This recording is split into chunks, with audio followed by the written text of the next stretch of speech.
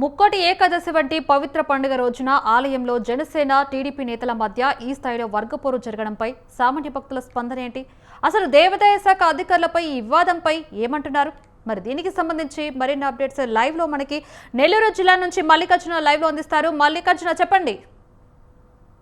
లావణ్య, అయితే తొలి ఏకాదశి అంటే భక్తులకు చాలా ప్రీతికరం, హిందువులకైతే చాలా ప్రీతికరం అని చెప్పవచ్చు. తొలి ఏకాదశి నాటి నుంచి ప్రతి కార్యక్రమాన్ని మొదలు పెడతారు. అయితే ఉత్తర కాశీ అంటే విష్ణు ఆలయాలకైతే భక్తులు వెళ్ళి ఆయన దర్శించుకుంటారు. అయితే నెల్లూరు సంబంధించి రంగనాయకులపేటలోని రంగనాథ స్వామి, శ్రీ తల్పగిరి రంగనాథ స్వామి దేవస్థానం అంటే ఉత్తర రంగం అంటారు. అయితే ఉత్తర శ్రీరంగం భక్తులు అయితే ఆ తొలి ఏకాదశి నాడు భక్తులు అయితే ఆ స్వామివారిని దర్శించుకోవడానికి క్యూ లైన్ లో కూడా నిలబడి గంటల తరబడి నిలబడి కూడా దర్శనం చేసుకొని పరవశిస్తారు.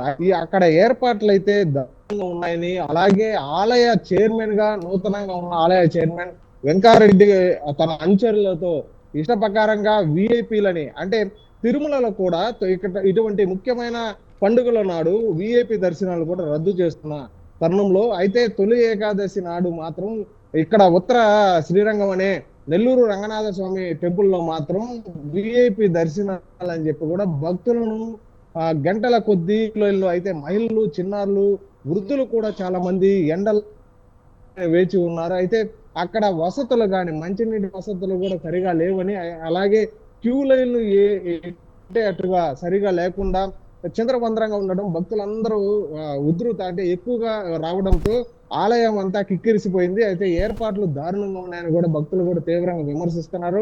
అలాగే చూసుకున్నా కూడా మొత్తం అక్కడ సంబంధించిన భక్తులు కూడా 100 రూపాయల టికెట్ తీసుకున్నారు, కానీ 100 రూపాయల టికెట్ తీసుకున్నా కూడా తమకు సరైన రూపాయలు కల్పించలేదు. ఇది ఇంత దారుణంగా ఉంది.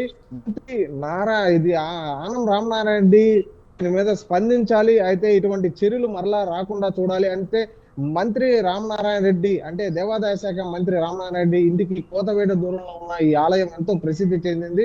అయితే ఈ ఆలయంలో మాత్రం తొలి ఏకాదశి నాడు ఇటువంటి దారుణం చోటు చేసుకోవడం కూడా భక్తులు కూడా వ్యతిరేకత అంటే అసంతృప్తి రావడం కూడా తొలిసారి అని చెప్పవచ్చు. ఎందుకంటే చైర్మన్ కానీ అలాగే కార్యనిర్వహణ అధికారులు కానీ అలా విఐపి దర్శనాలు ఏదైనా ఉంటే తెల్లవారు ఏమో చేసుకుంటారు. అలాగే భక్తులు ఎక్కువగా ఉధృతాటి ఎక్కువగా ఉన్నప్పుడు భక్తులు ఎక్కువగా అధికంగా సంఖ్యలో వేసి విఐపి దర్శనాలను అంటూ తీసుకుని వెళ్ళడంతో భక్తులు కూడా వ్యతిరేకత కానీ అలాగే అసంతృప్తి వ్యక్తం చేశారు. మేము ఇటువంటి ఆలయానికి రావడానికి ఎటువంటి స్థలం పోతే ఎందుకు వస్తామని, అంటే ఏదైనా భక్తులు ఉన్న వ్యక్తులు ఎవరైనా భక్తులు వచ్చినా కూడా అక్కడ ఆలయాలు ఆటోమేటిక్ గా ఆలయ అభివృద్ధికి కానీ అలాగే ఆలయానికి సంబంధించిన ఏదైనా నిధులు ఇచ్చేదానికి దాతలు విరాళాలు ఇస్తారు. అలాగే చూసుకున్నా కూడా ఇటువంటి పండుగల నాడు మాత్రం భక్తులు అయితే చిన్న పేద ధనిక లేకుండా ప్రతి ఒక్కరూ ఆలయంలో విష్ణు ఆలయం దర్శించుకున్నారు. అయితే తొలి ఏకాదశి అనేది ప్రతి ఒక్కరికి ఎంతో ప్రీతికరం. అయితే ఇక్కడ ఈ ఆలయానికి రావడంతో భక్తులు ఎక్కువ మంది రావడంతో విఐపి దర్శనాల పేరుతో భక్తులను ఇబ్బందులు పెట్టారని చెప్పి కూడా ఆలయ చైర్మన్ మీద ఆరోపణలు ఉన్నాయి. దీని మీద థ్యాంక్ యూ మల్లికార్జున.